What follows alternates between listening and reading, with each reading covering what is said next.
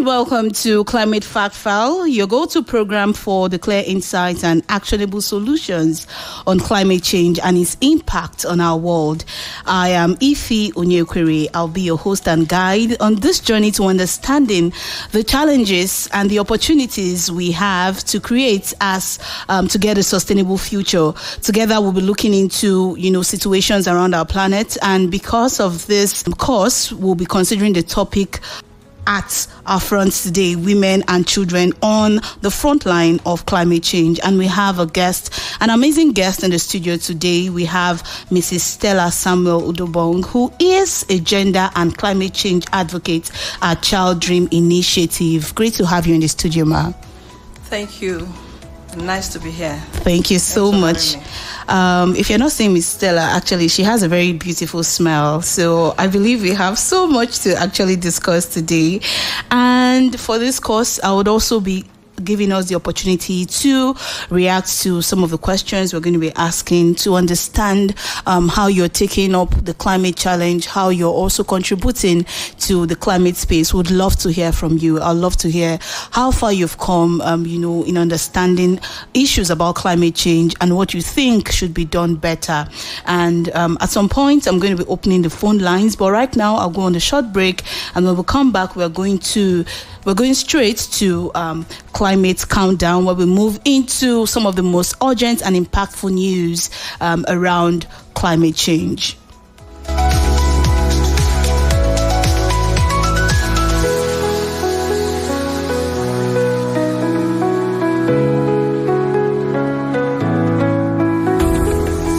The climate is changing, and so should we. Climate Fact File, your weekly dose of awareness, action, and answers. Wednesday, 11 a.m. on your favorite radio station, People's 105.5 FM, Abuja.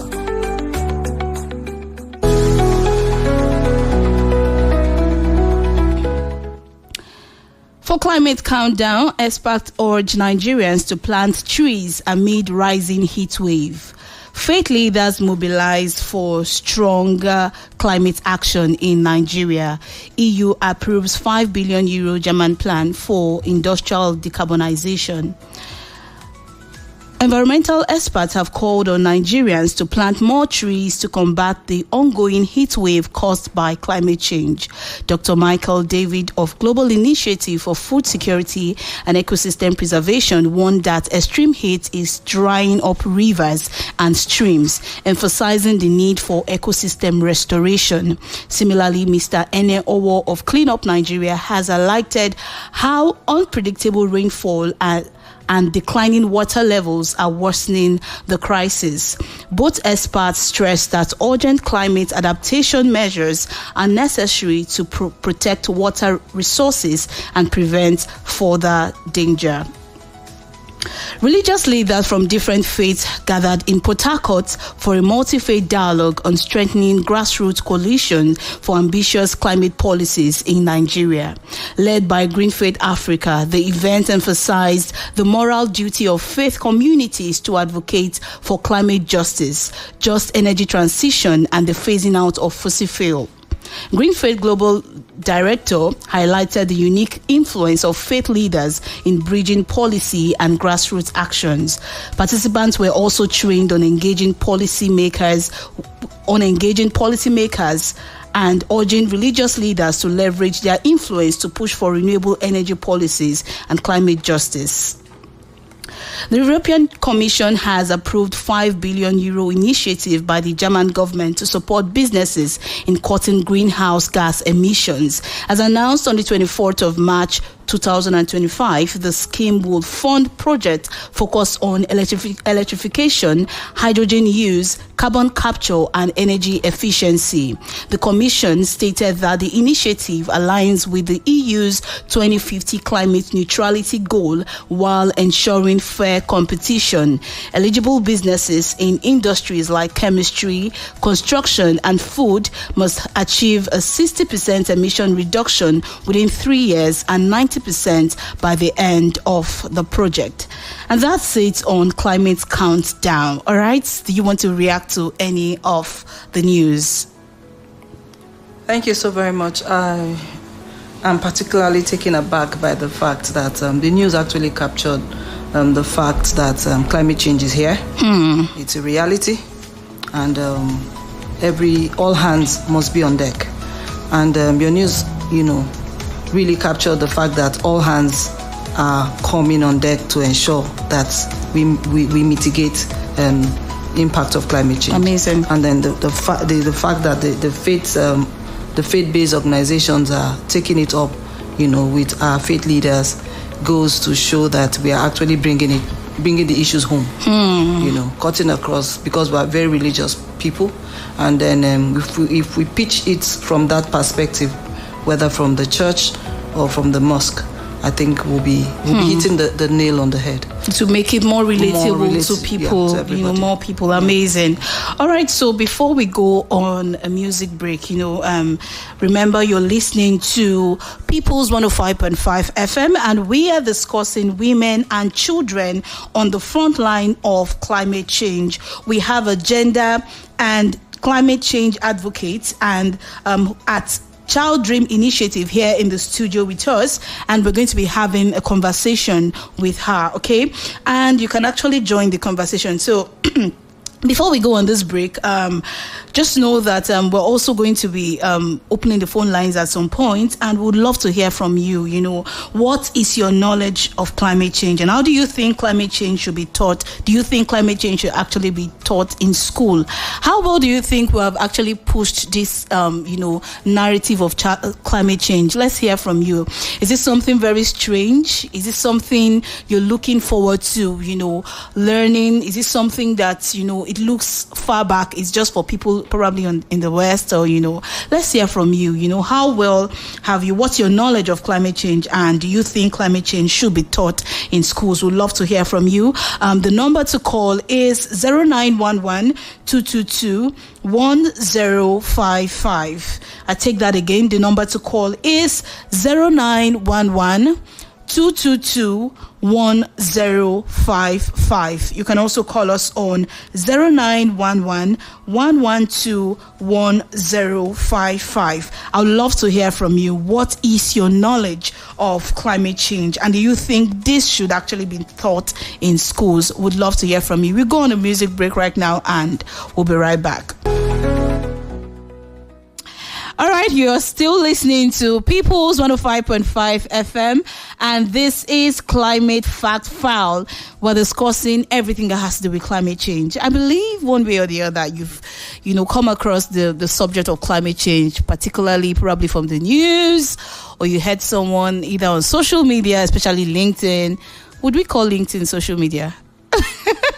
Yeah, so as long as we are interacting with people, one way or the other, you've actually heard people talk about climate change, and sometimes you wonder why is everyone talking about this? That's because it's a reality that it's coming close to us. This is not something that I would say is meant for one person over there or in one distant country. It's here and now. And that's why we're having this conversation to, rethink the way we actually live. We can live in a more, in a more sustainable way to ensure that our planet is actually safe for everyone. I'm sure the heat in Abuja is already telling you something. Or probably nobody can tell me the heat in Abuja is not showing you one kind of shaggy or the other.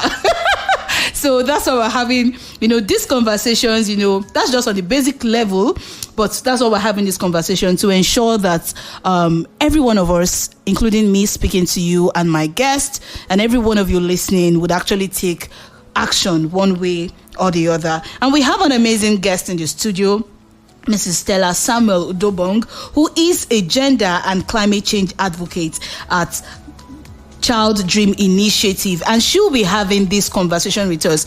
Before we go any further, would you want to tell us how you got into this space, of climate advocacy? Thank you so very much. Yes, ma'am. I've really been a gender person. I've worked in that space for over 10 years. Amazing. Looking at the issue of trying to mainstream gender across sectors, because to be very frank, women and the girl child, their level of vulnerability, cannot be compared to men. And if for anything, there's need to always try to bridge the gap wherever there are. So my passion for gender actually brought me into the space, climate change space, because you find out that in the communities where we work, all our local women have is the climate. Because they are not privileged to have white-collar jobs and all of that. So when the issue of climate change begins to dawn on them at that level, it becomes a worrisome situation. And then the gender impact, becomes very, very glaring, because you see the effect more on women and the children when the impact hits. Amazing. If you're a woman listening to us, well, this is not just restricted to a woman, but if you're a woman listening to us, we're discussing women and children on the front line of climate change. And I believe one way or the other, you would learn so much from this conversation. Now, interestingly, we have a gender and climate change advocate discussing women and children on the front line of climate change. And I believe that it's something that we would want to, one way or the other, I think we need to hear from, women out there. Have you heard stuff about climate change? What's your knowledge about climate change? We'd love to hear from you. Even the male gender, this is open for everyone, but particularly I would love to hear, from the women. What have you heard about climate change? What is it you've heard? No matter how, nobody is going to judge you, but we just want to hear what your knowledge of climate change is, and give us suggestions on what you think or how you think more people should actually get to know about this issue of climate change. Now, let's go straight to what we have before us. Now, we know that climate change is a global crisis, not just in Nigeria, but the world at large. Can you explain how women and children are more vulnerable to its effects? Because you mentioned, that women and children, the climate is all we have, so let's get deeper. How are this sets of people more vulnerable? So just like you said earlier, thank you very much. Climate change and its effects, it's everywhere. It's just like you said about the heat that we are currently experiencing in Abuja. It's not just on the women and honestly, children, it's on everyone. But the fact remains that children and women are more vulnerable because of their the pre-existing social, cultural, and economic, positions, that they have. So going down the tax of, in our communities, the tax of, getting water, collecting water, honestly, and, getting farming, which is where we get the food, and probably, firewood collection, is basically on the women and the children. Yes. So this is where climate change, it's very germane to them. As you're speaking, I'm just, imagining, a woman, right? But it looks like the weather is kind of, still fair today. But when we had, let's say, back to last week when the heat was actually intense, and just imagining a young child, a girl child, or, a woman going to fetch firewood. But these are actually the realities of people. Oh, my God. Okay, you can actually continue. So with this basic tax, that women and children carry out in the community, when the climate challenge hits, through extreme weather, drought, flood, and maybe disrupting essential activities that these people carry out, you find that it becomes a huge problem because water scarcity becomes the thing of the day. Water is polluted as a result of the flood, and women are forced to travel longer distances, to find water, and the workload increases for the woman. And you find out that with agricultural activities, she's no longer able to do the basic in terms of providing for the family, providing the basic thing around sustainable agriculture that our community women are used to. So the whole issue of climate change affects basically what our community women, the only thing they have, to hold on to is disrupted because of climate change. And that is a huge impact. That's also because when it comes to the issue of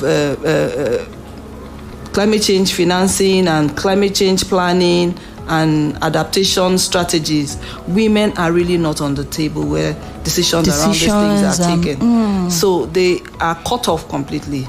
So with their low level of education and limited financial wherewithal, there's a huge impact.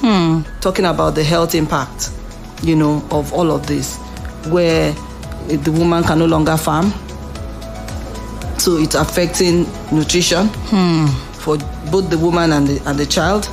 We talk about the spread of diseases, because when flood or drought happens, it heightens or increases the level of diseases that we have around. Even the heat waves alone that we are presently experiencing here is a huge cause of concern, especially for pregnant women. Especially for pregnant women.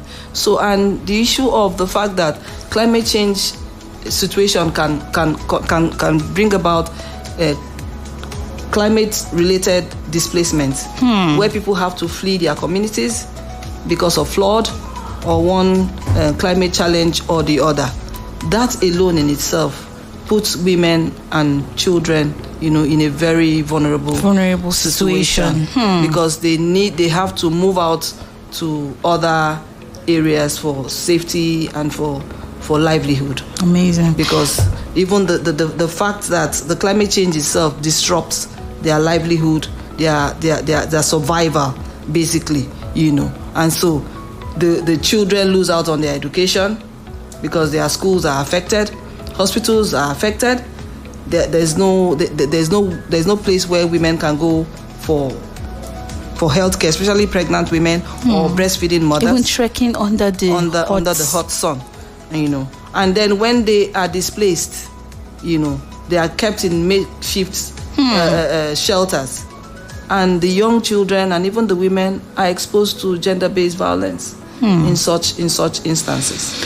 Wow. So this is where there's just a whole lot around this. Amazing. All right, if you're just listening to us, this is People's 105.5 FM and you're listening to Climate Fact File. We are discussing women and children on the front line of climate change, and we have an amazing guest in the studio who is opening us up to the sensitivity of the topic before us, women and children on the front line of climate change. But I want to hear from you. I'd love to hear from you. The issue of climate change has to be a collective issue. We need to know what's going on. We need to know what's going on in the community. We need to know what's going on in our environment. We need to know what's going on in your environment. Let's know your knowledge of climate change. It's not a bad thing if you do not know, about climate change. Yeah, but that's the reason why we are having this conversation. Let's know, what's your knowledge of climate change? Do you have an in-depth knowledge of climate change? Do you have just a basic knowledge? Do you just have, are you well taught about climate change? We'd love to hear from you. I'm opening the phone lines now and I want you to call. So who's going to be my first caller today? What is your knowledge of climate change? And do you think climate change should be taught in schools, or do you have other suggestions or opinions, or that could actually make the issue of climate change actually drive actually go further than the way it is right now? The number to call is actually 0911 222 1055. I take that again, 0911 222 1055.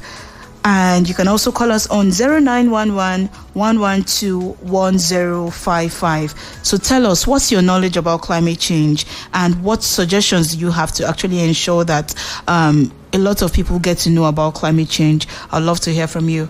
Now, back to our questions. Now, in what ways do, climate disaster, like flood, drought, and extreme heat, because I believe that even the men are also part of, people who are also feeling this. I've been under the sun before, and you just hear a man exclaim, what's going on? Why is it heat? So why is this more, particular on the women more than men? Yes, men are actually, so any man listening should not feel like he's left out. You're actually part of it, but what is so special? Why is it hitting differently on women than men? All right. Okay, just like I said earlier, the fact remains that we are all affected. True. We are all affected. But the fact remains that due to pre-existing social and economic and cultural inequalities that existed even before the climate change issue. We already have that on ground, especially in this part of the world. Yes. So you see how that impacts on women negatively and also on children, affecting their health, their safety, their livelihood and well-being, and most times mental health, basically.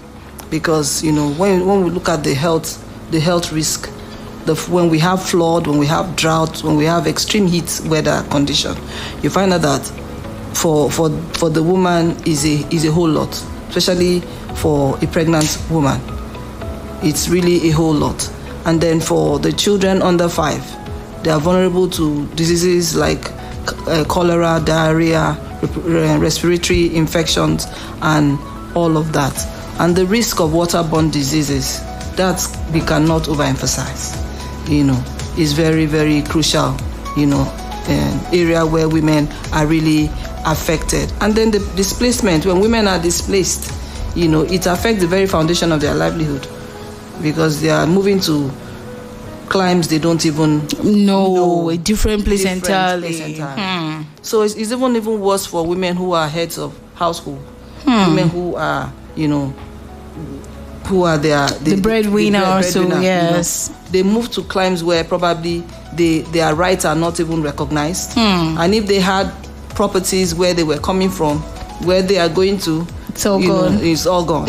So it's worse for women to function, especially because pre-existing norms has it that women financially, they were nowhere, educationally nowhere, and all of this has a multiplier effect when the issues of climate change arises for women, and not to even talk about the issue of the gender-based violence we've been talking about.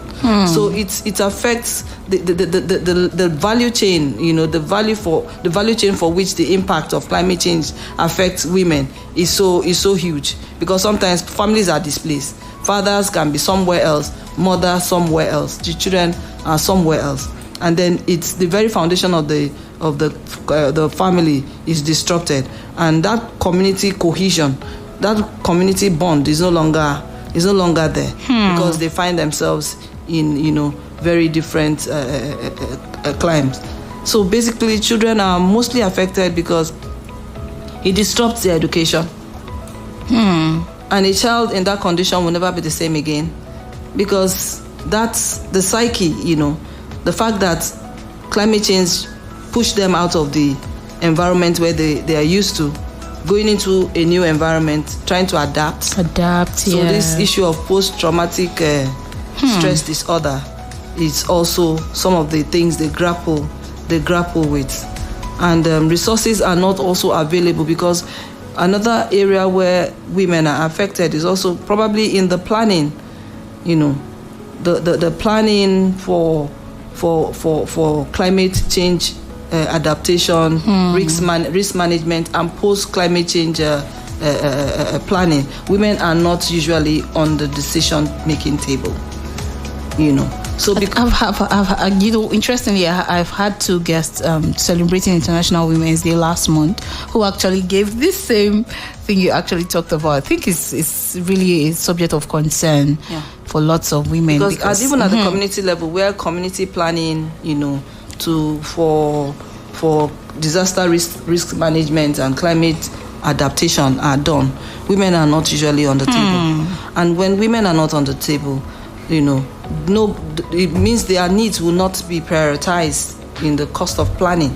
The issue of ensuring that their menstrual hygiene products are provided, childcare is also provided, and the reproductive health of women are also taken into consideration in the planning of climate change mitigation plans and all of that.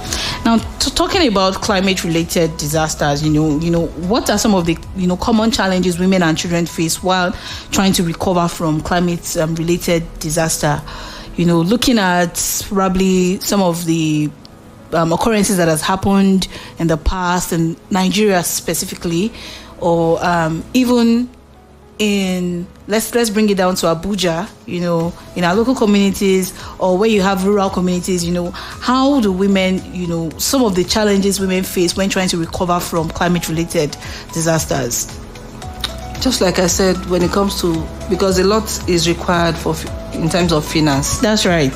To recover. It's part of the process. And women, as we know, do not have the wherewithal to be able to bounce back after some of these things happen, the shift happens.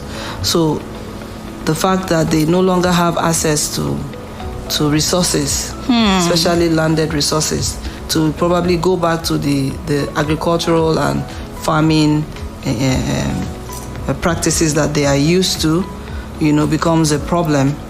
And so primarily food production is affected. Yeah. It's also because women they produce the food, they prepare the food and they distribute the food at the household level.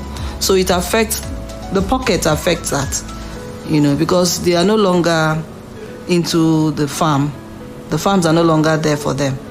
Livelihood is disrupted, so they find it difficult to cope with managing the home and prioritizing feeding for family members. Sometimes where there's little or nothing, the woman sacrifices to ensure that the children eat at her own expense, So these are some of the challenges they also have to grapple with. And then the malnutrition that comes with it, especially for children under 5. The women have to cope with that challenge. And also the fact that those periods are prone to diseases. Women do not have the wherewithal, and the health system within the community as at that time is also not there. So there's just a whole lot. So there's so much the woman has to grapple with. Then access to water is also another issue that she needs to grapple with, and that brings a whole. Now, I'm just imagining a woman on her menstrual cycle without water. Without water. We're discussing women and children on the front line of climate change, and right now we're going to Climate Voices, where it's time for us to, we actually hit the streets to hear what regular people know and think about climate change, from the young to the elderly. We're gathering voices from all walks of life to understand how climate-related issues resonate with everyday Nigerians. And just like the question I'm asking you, I'm going on the streets and then I'm asking, what is your knowledge of climate change, and do you think climate change should be taught in schools? Now, you can also give your contributions before we will listen to those on the street. You can give your contributions. The number to send to call in is 0911-222-1055. If you're listening to me right now, I'd love to know what your level of understanding of climate change is. So climate change is not how do I say it now? It's not abstract. Yes. It's not far away. It's not for people in the Western world. It's a global issue, yeah? And even those of us here in Abuja, Nigeria, from the basis of it, well, some of us have complained about the heat level in Nigeria, right? In Abuja, even in other states, these are some of the impacts of what human activities, and then of course we have nature to playing out, in the effect of climate change. But we'd love to hear from you. What is your knowledge of climate change, and do you think climate change should be taught in schools?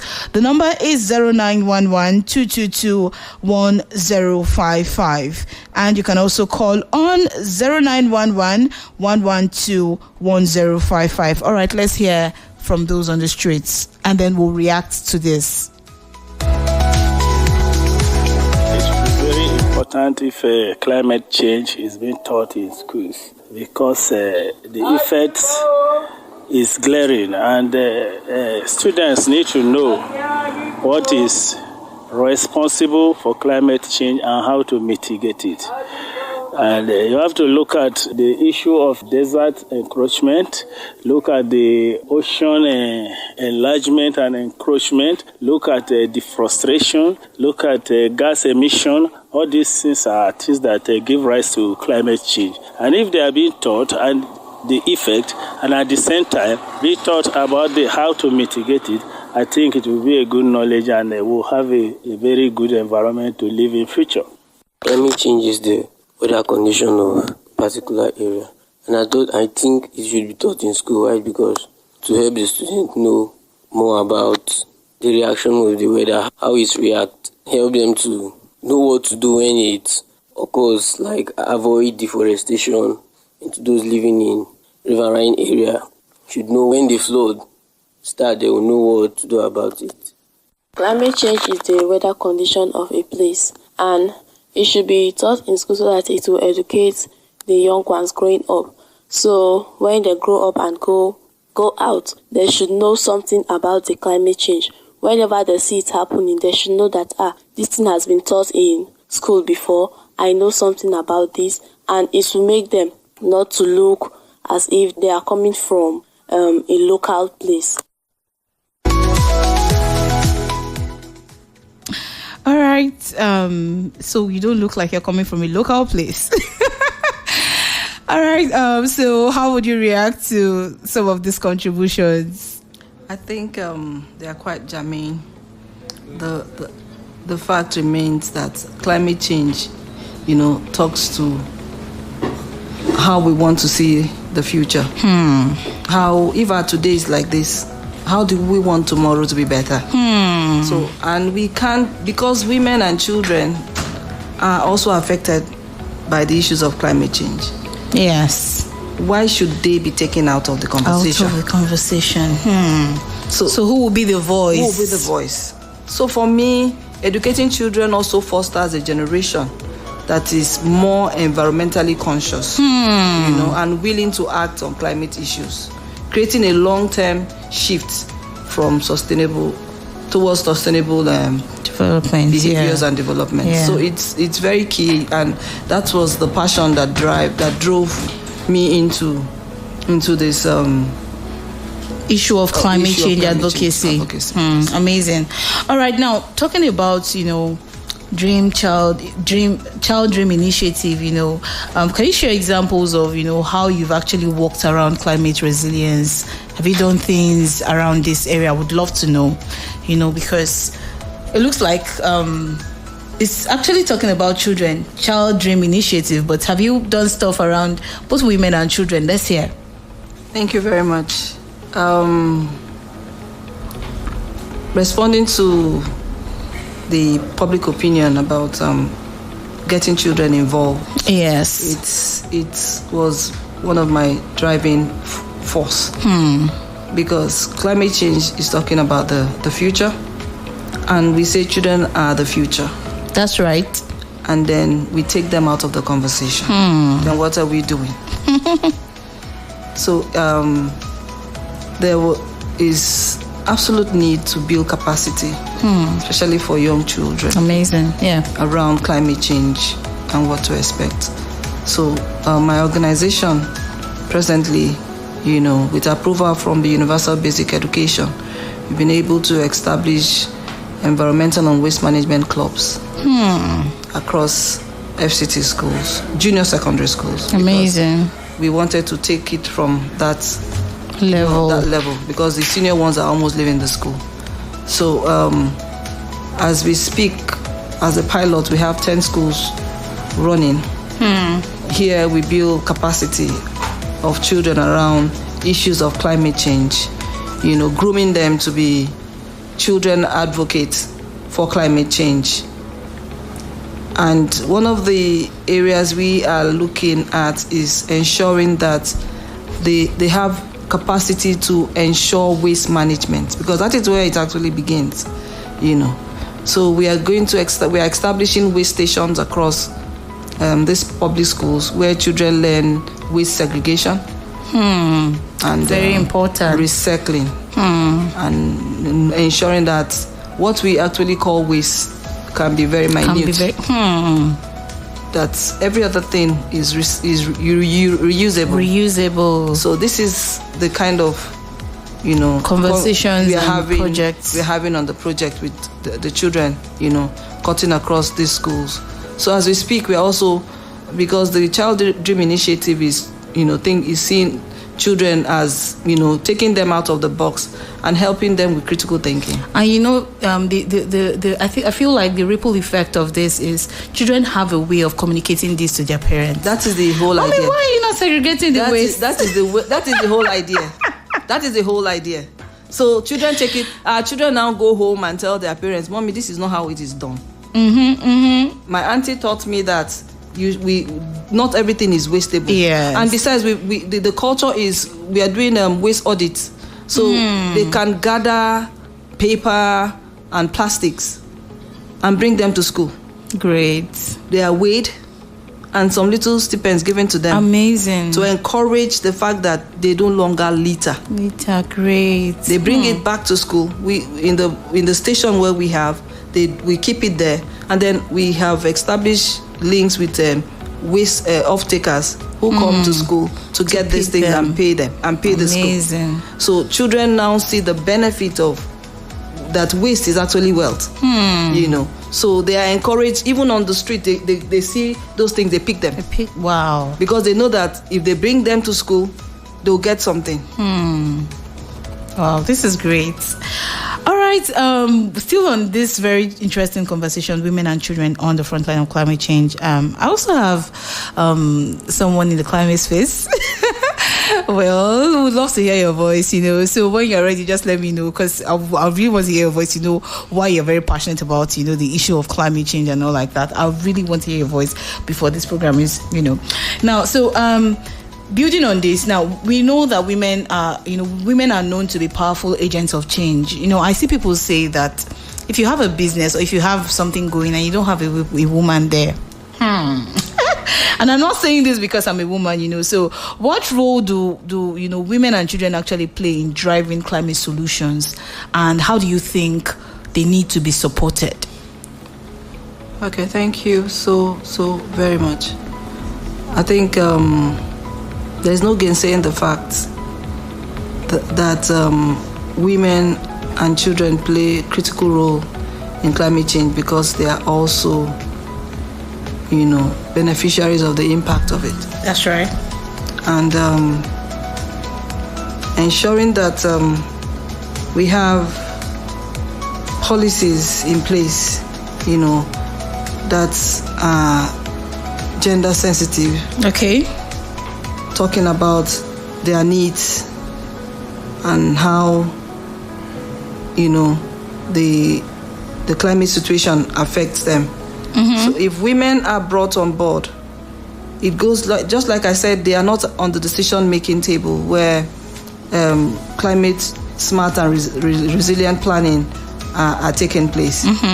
And if women were actually brought on board, we discover that, women naturally have, because they have been in this space, they have a lot to contribute to the local capacity that they have, working in their environment, bringing it home. They have that knowledge to share. If women are brought on, to the discussion table, planning table, they contribute a lot to ensuring that climate solutions are not just impactful, but they are realities that these women can relate with, because they are in the process. So they can bring that local knowledge, with regards to planning around climate change and adaptation. Great. They can also, in the course of planning, ensure what needs to be put in place. That is why it is germane to bring them on board. A woman can easily know, a man in that space will not quickly begin to think, I will need sanitary pad during climate crisis. He will not begin to think of, children need to eat, nutritious food in spite of, the climate disaster. Yeah. So when women, it's critical to bring women into this space, because they say he who wears the shoe knows where it pinches. It pinches, yeah. So because they are part of the impact, they bring more realistic solutions to the climate situation as we have it in our local communities, bringing their local expertise to bear with whatever the planning around climate mitigation is all about. Great. All right. We would love to hear the voice of Rachel. She's actually She's actually part of the Climate Actor Accelerator program for 2025, as it is right now. What's inspiring you? A lot of people are listening to you right now, and they want to know why exactly climate change. Why the passion around climate change? All right. It feels good to be here and listening to our guest pour out her thought when it comes to climate. Actually, I got into loving the conversations around climate change because I followed someone on LinkedIn. See what I'm saying about this social media stuff? I think she's called the Global Temi. Yeah, she's called the Global Temi. So when I started following her, she kept talking about climate. I was like, what's this all about? I had an idea, but I didn't really have a complete circle knowledge of what it was. When I started hearing her talk about it and started doing my research, I found out that this is not meant for just one, and this is not a conversation for just a few set of people. Yeah, maybe someone that studied environmental science. Yeah. This is for everybody, because if the flood comes, it wouldn't look over the house of the person that is advocating for it. Right. It will affect all everyone, of us. Yeah. If the drought come, it is all of us. All of us needs to be involved in this conversation. And I begin to realize that the reason why we care less, or most people care less, is because we have not been cultured into having this conversation. It's not something we have seen as part of our lives, especially when it comes to waste management. We litter, we eat, and just throw out. We are not conscious that if 100 people throw a plastic bottle of water into the gutters, could block the drainage. We just do it, and some of us feel like, oh, there are cleaners now, there are road cleaners, and they just do their thing. But we fail to realize that in Abuja alone, we are in our millions, and then if you can actually count the number of waste cleaners, like roadside cleaners, they are just maybe 20, 30. I'm not even sure we can compare their numbers to ours. So of course the work will definitely be a whole lot for them to clean, and it's not every part of Abuja that they do. So I feel like this is a space where I need to get into and lend my own voice, and get into do the work, not just also advocating, but also doing the work that needs to be done. Amazing. Great. Thank you for that contribution. All right, so let's head straight to Climate Watch. It's time to turn on the spotlight on additional voices that matter in the fight against climate change. So in this segment, we hear from a key stakeholder sharing his perspective on pressing issues of climate change. We do this from international organizations to grassroots movements. We're bringing sound bites that are shaping policies, inspiring action, and mobilizing communities towards a sustainable future. So right now, we're going to be listening to the voice of Honorable Samuel Onyekwere, who is actually the sponsor of Nigeria's Climate Change Act. And when he's done, we're going to react to this. I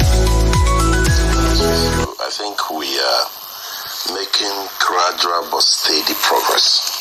And the reason I say so is because the president himself has been driving most of our climate actions. And do not also forget that by the provisions of the law, President is the chairman of the National Council on Climate Change. When my sister was talking about partnering with the subnationals, we were deliberate in making sure that the subnationals were captured in the climate change law, such that whenever you hold the council meeting, you are expected to have there, by the provision of the law, the chairman of the Governors Forum. And in addition to that, you also have the president of associations of local governments. That is to ensure that climate change does not stop at the villa. Because apart from the little grass around the villa, the areas where these things happen are in the villages. So for me, with the president exercising leadership on climate issues, maybe I'll go back to 2023, shortly after he assumed office.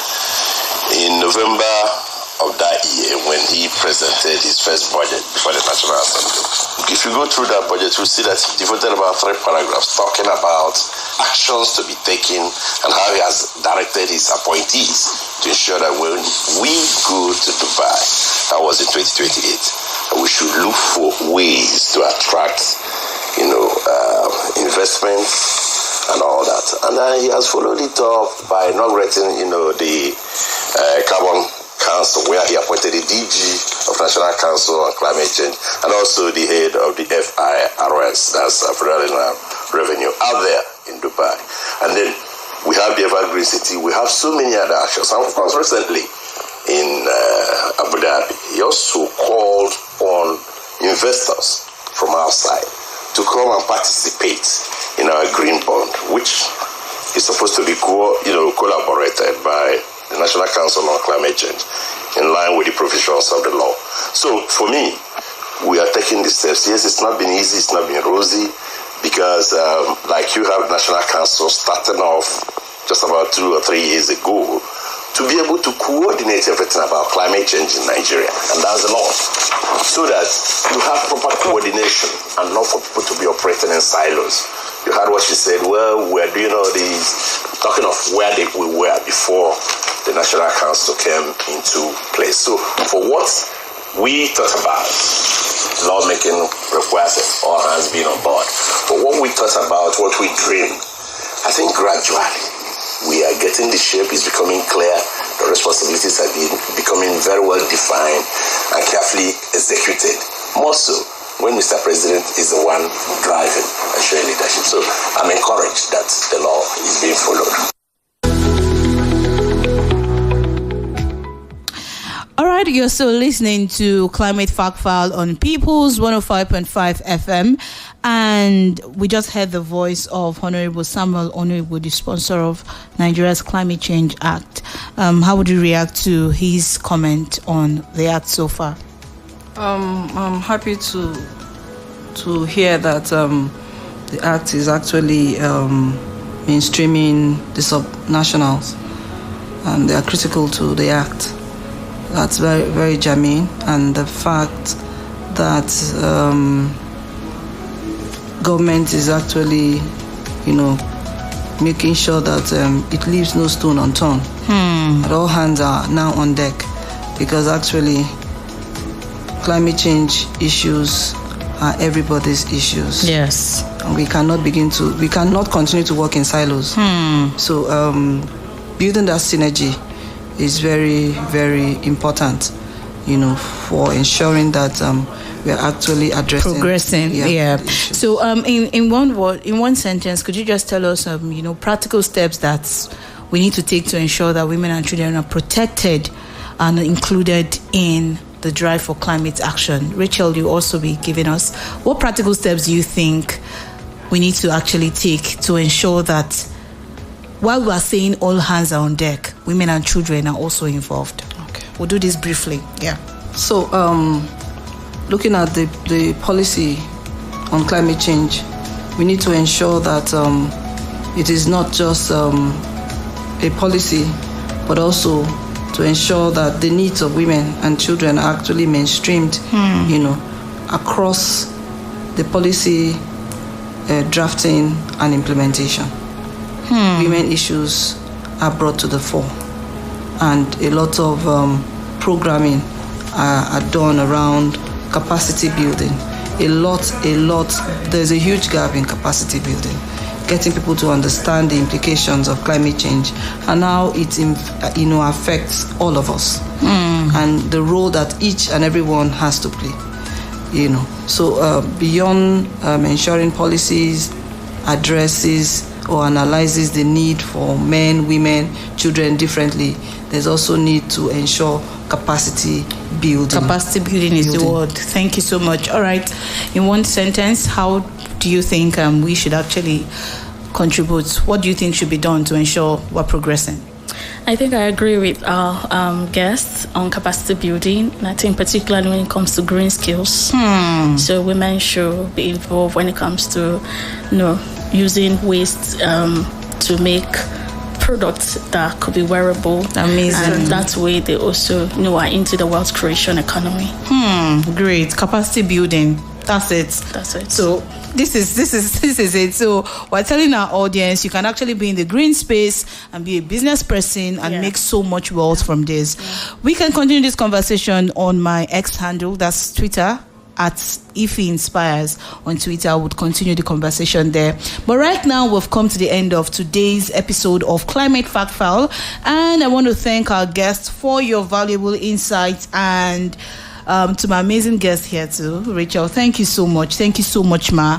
I appreciate it. It was actually a short notice, but you still made it here. Thank you so much for everything you do, even in the educational space, to ensure that our children are carried along. Thank you so much. And also to the executive producers of this show, Miracle Festus and Charles Carlo. Thank you so much. Remember, climate change is not a future challenge, it's a present reality, and each of us have a role to play in shaping a more sustainable future. Remember, small actions today lead to big changes tomorrow. So let's take what we've learned and apply it to our daily lives. And join me next time for Climate Fact File here on People's 105.5 FM. Until next time, bye. I am Ify Onyekwere.